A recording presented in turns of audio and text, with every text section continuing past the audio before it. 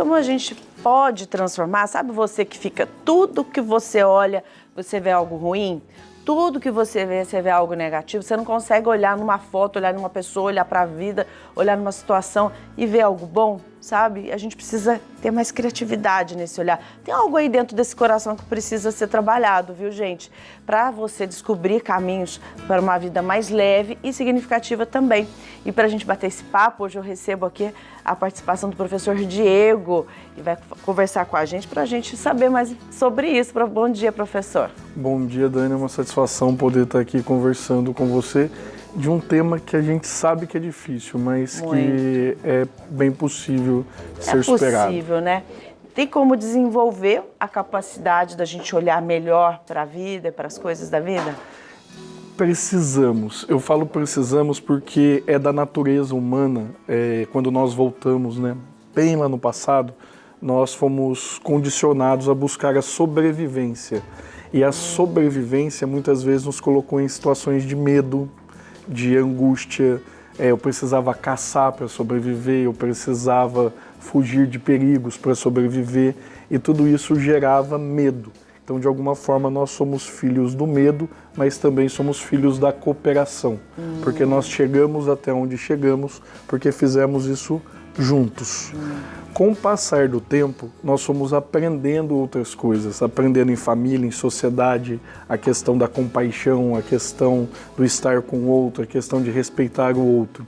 Mas nós trazemos elementos que ainda são filhos deste medo, né? O medo, eu preciso sobreviver, e em nome disso eu assumo algumas condições. E às vezes é uma condição de vítima, às vezes é uma condição de uma coisa mais negativa para que eu, de certa forma, me defenda, mas aí de maneira equivocada.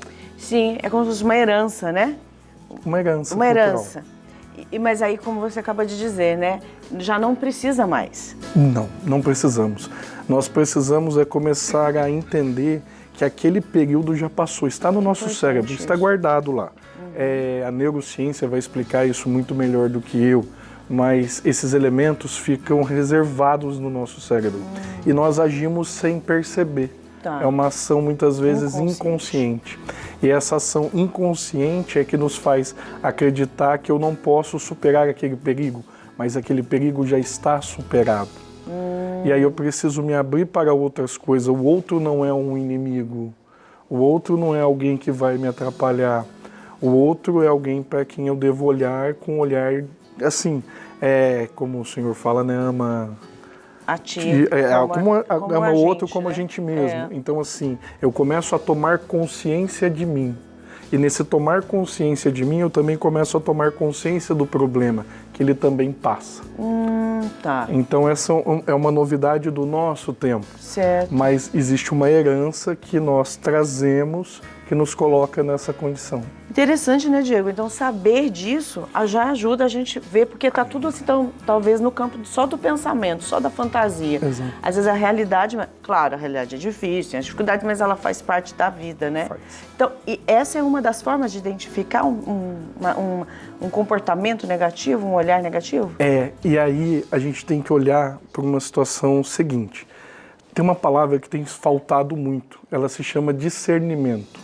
E essa palavra, ela é a chave, porque eu preciso discernir sobre as coisas. Eu não vou agir de imediato, eu não vou pensar de imediato. Eu vou parar, vou respirar, igual você falou, respira, olha para aquilo, e aí você começa a perceber por onde eu posso passar. Se eu não posso seguir em linha reta, por onde eu posso passar? Como eu contorno esse problema?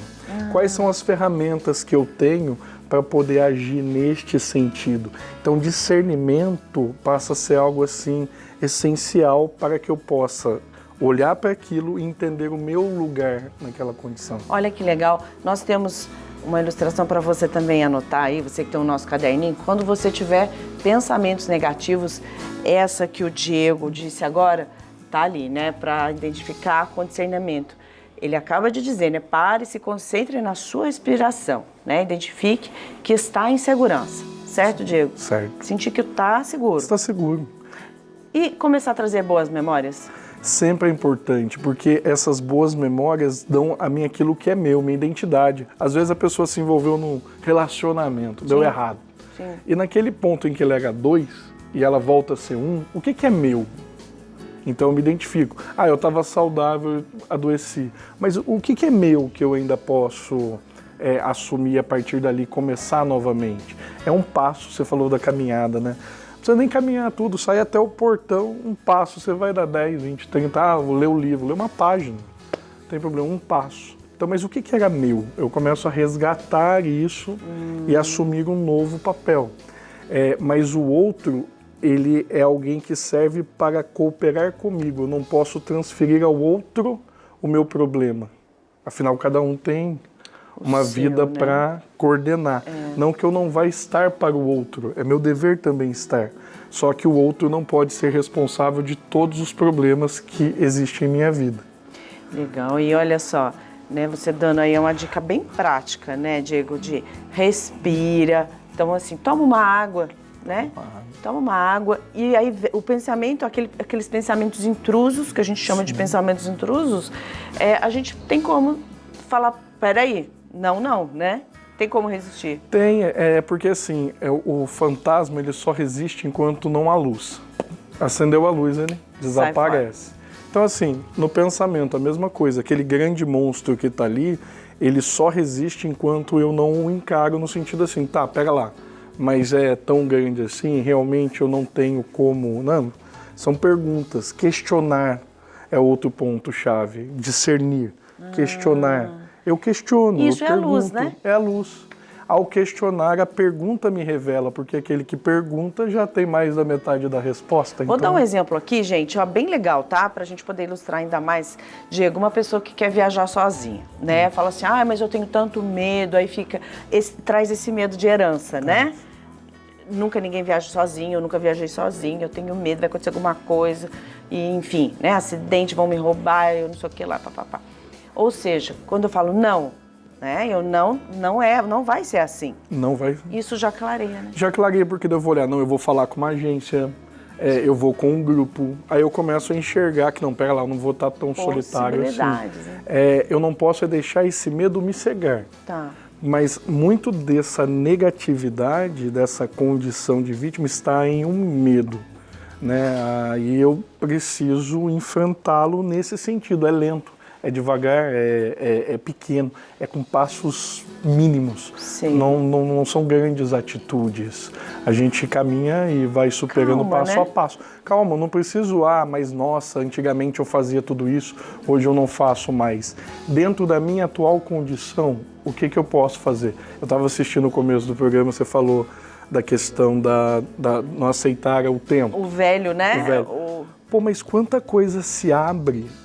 A minha forma de pensar o mundo, a minha forma de agir com o mundo, eu começo a ter uma outra parte que eu não tinha. Sim. Então ela vai ganhar um novo ar, uma nova alegria. Então eu contemplar isso. Contemplar o que já ganhou de bom. Ganhou de bom. Não ficar chorando que se foi. Porque né? senão a gente perde muito da vida. E aí a vida passa. É verdade. E passa de verdade, Muito né, Diego? Rápido, muito rápido. Passa, gente. Ô, Diego, que pena, também passou essa entrevista e foi um papo tão bom para a gente poder aprender, né, pessoal? Assim, é tão importante a gente trazer para a consciência. Isso é importante. Nós somos as primeiras pessoas que podemos nos ajudar. Sem dúvida. Se a gente não se ajuda, aí fica difícil. Diego, muito obrigada. Eu que agradeço a oportunidade da participação aqui com vocês e a todos que nos acompanharam até aqui. Muito obrigado. Que maravilha. Eu que agradeço. Sabedoria e discernimento também dado aqui, né? Muito bom, gente. Irmão, como é importante, né? Que gostoso a gente saber que a gente pode enfrentar os nossos medos. Com certeza, Dani. Enfrentar os medos é um movimento interior também que nós fazemos, sempre para o nosso bem, né? E muito obrigado também ao professor Diego, que nos trouxe essa luz, né, para a gente seguir. Vamos acender aí as luzes para nós caminharmos bem.